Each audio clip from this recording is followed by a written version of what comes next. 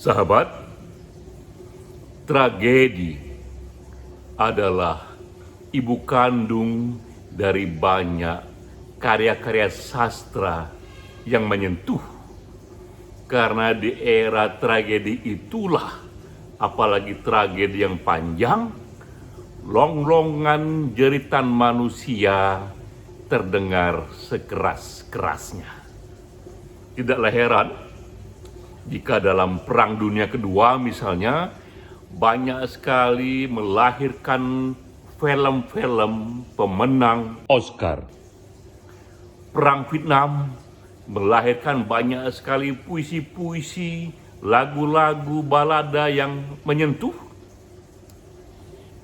Juga bahkan era pandemik, manusia mengalami berkali-kali pandemik.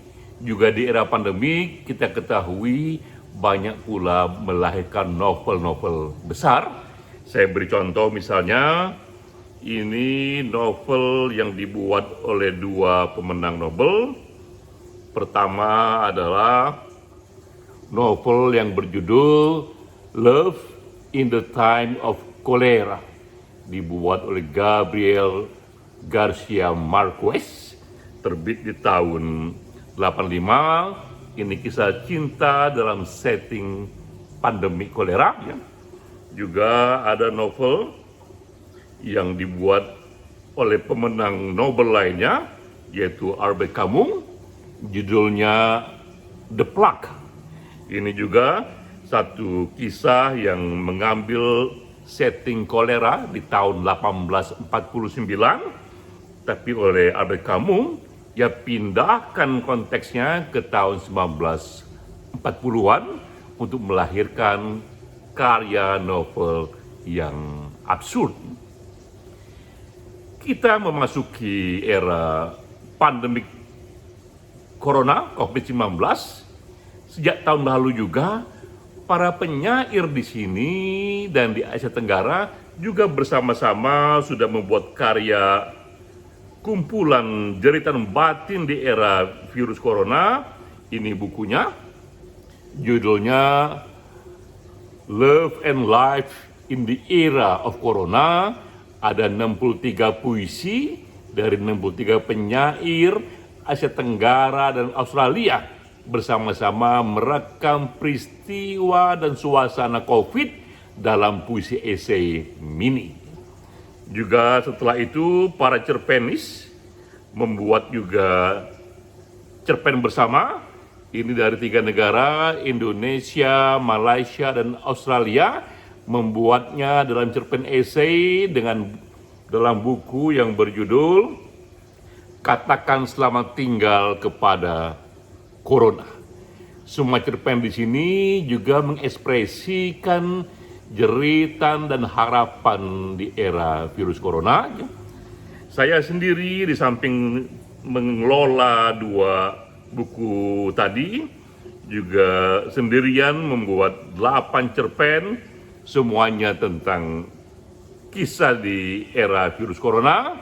Ini judulnya Atas Nama Derita. Semua adalah fiksi dari fakta dan peristiwa yang benar-benar terjadi. Misalnya dalam cerpen ini saya kisahkan puluhan orang-orang yang dikarantina di masjid, atau ketika lebih dari 100 dokter yang mati karena COVID, atau juga ini kisah begitu banyak para pedagang kaki lima yang gulung tikar dan masalah batin yang menimpa mereka. Era tragedi ibu kandung dari banyak karya-karya sastra yang menyentuh. Karena itulah saya menyambut baik teman-teman di Satu Pena membuat webinar khusus untuk mengekspresikan pandangan kita, batin kita, pikiran kita melalui puisi. Dalam webinar ini, bahkan yang bukan penyair pun silakan ambil bagian.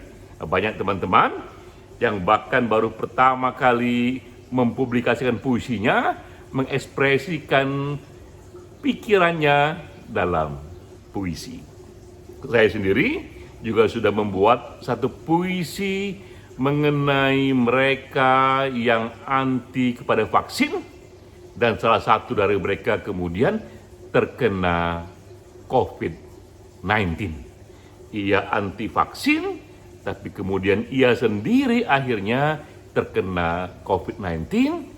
Lalu di era proklamasi menjelang 17 Agustus, di ruangnya yang sepi, dengan tabung di hidungnya, dengan nafas yang terengah-engah, ia merenungkan nasibnya.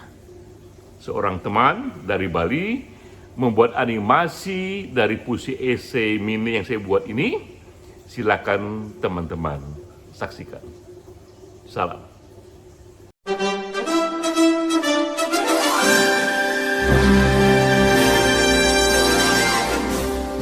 Merdeka atau terpapar. Puisi esai karya Denny C.A.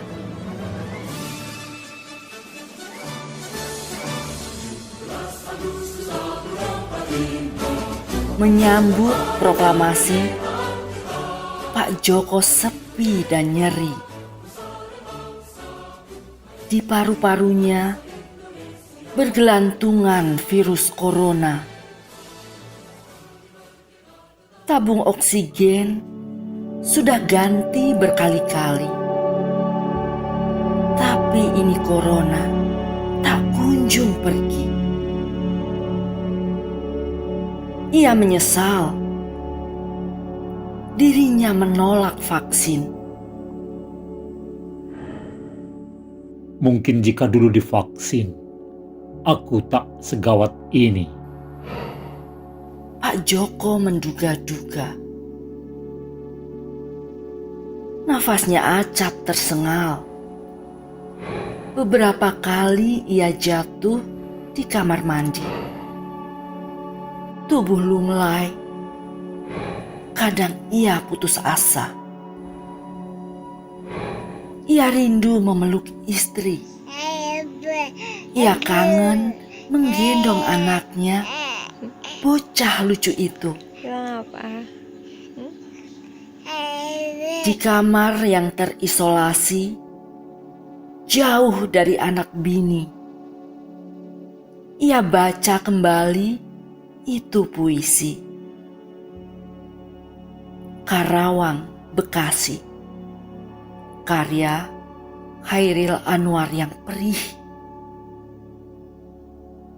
Kami yang kini terbaring antara Karawang Bekasi tidak bisa teriak merdeka dan angkat senjata lagi. Tertegun Pak Joko. Ini puisi menyentuh. Ia punya hati. Walau sudah ia baca sejak lama, berkali-kali, lagi dan lagi.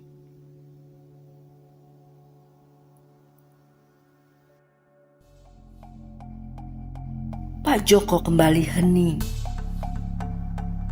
Pikirannya jadi bening.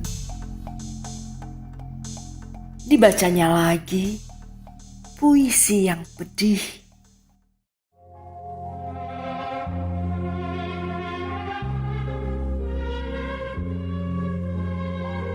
Kami sudah coba apa yang kami bisa. Tapi kerja belum selesai. Belum bisa memperhitungkan arti 4-5 ribu nyawa. Kami cuma tulang belulang berserakan, tapi adalah kepunyaanmu. Kenanglah kami yang tinggal tulang-tulang diliputi debu.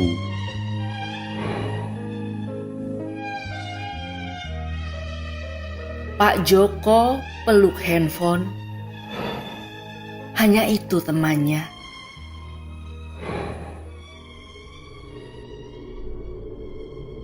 Ia riset di Google, menggali data. Berapa banyak kini penduduk Indonesia yang mati karena dikau, wahai corona? Astaga, Pak Joko melompat dari kursi. Ia baru tahu, hingga bulan Agustus ini sudah 100.000 anak bangsa mati. Mereka tewas bukan melawan Jepang, bukan melawan Belanda, tapi melawan corona. wah, Gumam Pak Joko di hati.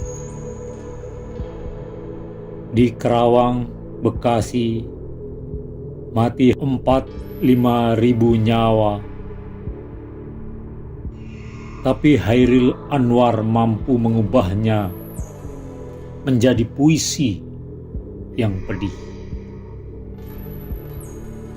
Kini yang mati karena virus corona sudah 100.000 nyawa, 20 kali lebih banyak dibandingkan korban Kerawang, Bekasi. 20 kali lebih besar dibanding era proklamasi. Aku harus berekspresi. Tekad Pak Joko.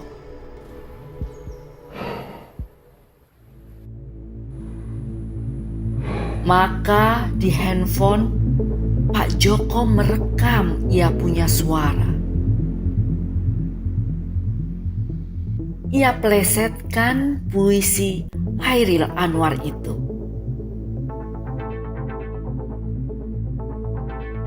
Merdeka atau terpapar, divaksin atau mati.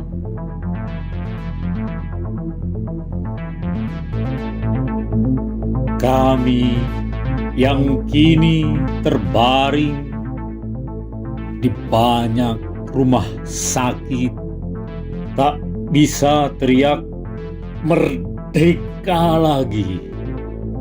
Kami sudah coba apa yang kami bisa, tapi corona masih berkuasa. Belum puas dengan 100.000 nyawa.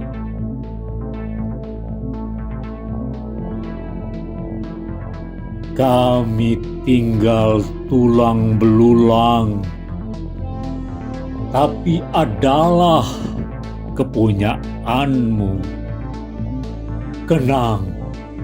Kenanglah kami, menjaga jarak, memakai masker, kampanyekan vaksin.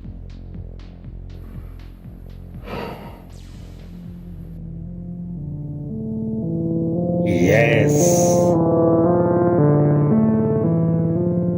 Ujar Pak Joko senang.